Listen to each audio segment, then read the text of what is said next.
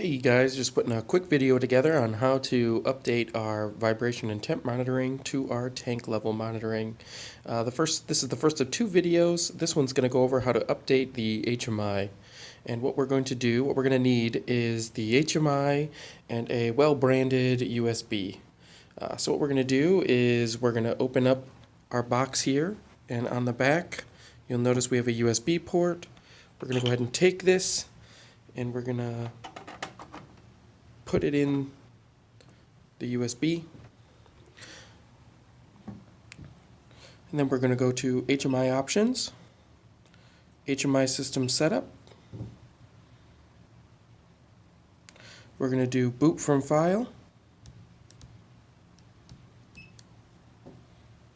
and we're going to select V1 if we want tank level, or Vib demo V1 if we want the vibration and temp demo. So I want the tank. Hit OK. Give a little time to boot up.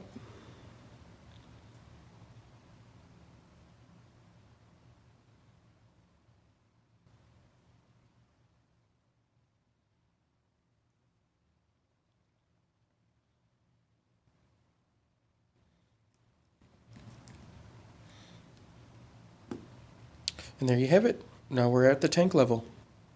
To switch back, you do the same thing, except select the Vib and Temp.